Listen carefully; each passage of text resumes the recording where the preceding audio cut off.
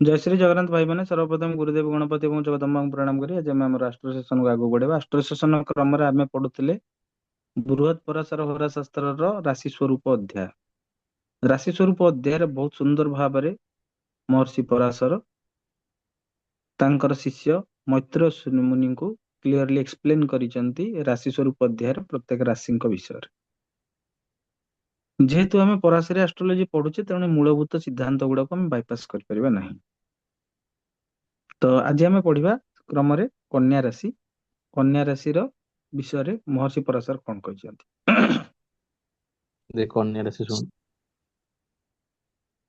सर्वप्रथमे पार्वती योथ कन्याक्षो राशिर दिन बल बलान्वित शीर्षोदयश्च मध्यमांगे द्विपद्याभ्य चर स्मृत सशस्य दहना वैश्या चित्रवर्णा प्रभंजिनी कुमारी तमसा युक्ता बाल भावा बुधाधिप। एटा महर्षि पराशर कहले जे कन्या राशि स्वरूप होची गोटे कन्या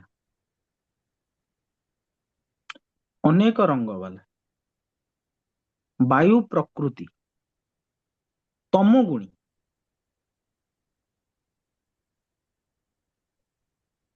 जी की निया एवं अन्न को निज पाखर रखे।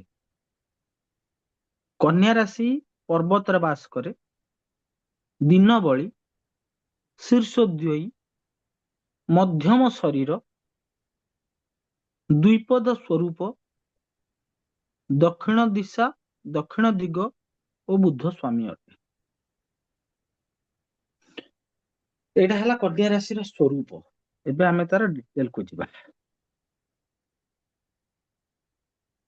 कन्या राशि माने कन्या सेतरा कुछ डाउट अछि कि कन्या राशि माने होची कन्या। रूलिंग प्लैनेट किए हला बुध। ताले कन्या राशि रे लोक मानक पाखरे बुधर कैरेक्टरिस्टिक्स रहिबो। सेमानक थट्टा मजा पसंद आसीबो। सेमाने सांग प्रिय हेबे। सेमाने बहुत भलो कथा कहि परिबे। कथा माध्यम रे सेवा मध्य देई परिबे। एटा हला बर्तन महर्षि पराशर इंटरप्रिटेशन सला पर आमे कोन जनरली फाइंडिंग पाइछु कन्या राशि वालांकर सेउडा शेयर करूछु। अनेक रंग युक्त अनेक रंग माने एमाने अनेक रंग युक्त कहिबार तात्पर्य हला बुद्ध को विषय आपण माने भलो से क्लियर अछंती एवं जानि चंती मध्य जे बुद्ध होउचंती सेई प्लैनेट जो प्लैनेट सहित सी बसिबे तदनुपातिक सी तार रिजल्ट देबे। सेथि पई जे कोनसी परिस्थिति रे कन्या राशि खाप खुआई नबार संभावनाता तांको भितर थाए। वायु प्रकृति माने इट इज जनरली कन्या राशि वालांकर मूड बहुत शीघ्र परिवर्तित हुए।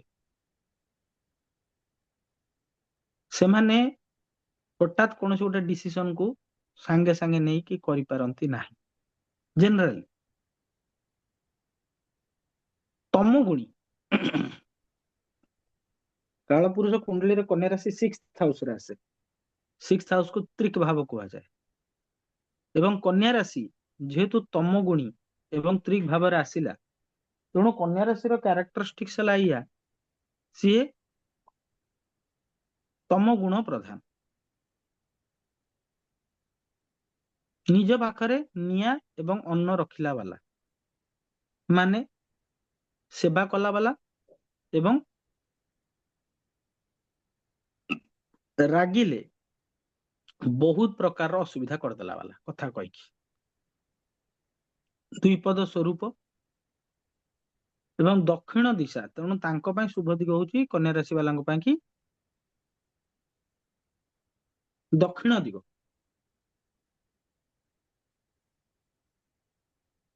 ठीक है ना।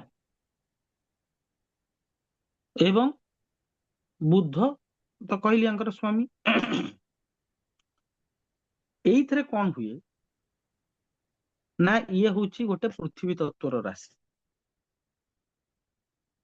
एमानकर एनालिटिकल स्किल प्रैक्टिकल अप्रोच कला नैपुण्य कौन सी जिनस करिवे तो बहुत भल से करिवे मन देखि करिवे पूरा डिटेल ओरिएंटेड आंकर माने गोटे छोट जिनस भी कहबो ना ତ ଏମାନେ ପୁରା ଡିଟେଲ କୁ ଯିବେ, ସିଷ୍ଟମେଟିକ ଆପ୍ରୋଚ ନେବେ, ଇଣ୍ଟେଲିଜେଣ୍ଟ ରହିବେ, ଅନ୍ୟମାନଙ୍କୁ ହେଲ୍ପ କରିବେ। ଆଉ ସବୁଠୁ କନ୍ୟା ରାଶିର ଗୋଟେ ବ୍ୟାଡ କ୍ୟାରେକ୍ଟରିଷ୍ଟିକ୍ସ ହେଲା ଏମାନେ ବହୁତ ହି ଓଭର ଥିଙ୍କ କରନ୍ତି, ଗୋଟେ କଥାକୁ ବହୁତ ଭାବି ଦିଅନ୍ତି। କନ୍ୟା ରାଶି ଜେନେରାଲିରେ କନ୍ୟା ରାଶିରେ ଯୋଉ ନକ୍ଷତ୍ର ଆସେ, 3ଟା ନକ୍ଷତ୍ର ଆସେ। ଗୋଟେ ହେଲା ଉତ୍ତର ଫାଲ୍ଗୁନି ନକ୍ଷତ୍ର, ଠିକ ଅଛି, ହସ୍ତା ନକ୍ଷତ୍ର ଏବଂ ଚିତ୍ରା ନକ୍ଷତ୍ର।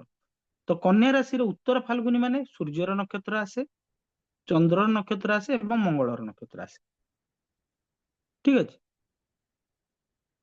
କନ୍ୟା ରାଶି ବାଲା ବହୁତ ଆକାଉଣ୍ଟିଂ ରେ ବେଷ୍ଟ କରନ୍ତି।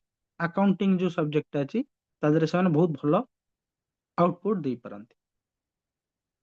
ନହେଲେ କେମିଷ୍ଟ୍ରି ହେଲା କି ମେଡିସିନ୍ସ ହେଲା କି ନ୍ୟାଚୁରାଲ ଥେରାପି ହେଲା, ସେଇଟା ବହୁତ ଭଲ ହୁଏ ସେମାନଙ୍କର। ଏବଂ କନ୍ୟା ରାଶି ବାଲାଙ୍କୁ ଜେନେରାଲି ଭଗବାନ ନାରାୟଣଙ୍କର ନହେଲେ ଭଗବାନ ଗଣେଶଙ୍କର ଉପାସନା କରିବା ଉଚିତ। ତ ଆଜିର ସେସନରେ ଆମେ ଜାଣିଲେ କନ୍ୟା ରାଶି ବିଷୟରେ। ଆଜିର ସେସନ ପାଇଁ ସମସ୍ତଙ୍କୁ ଜୟ ଶ୍ରୀ ଜଗନ୍ନାଥ।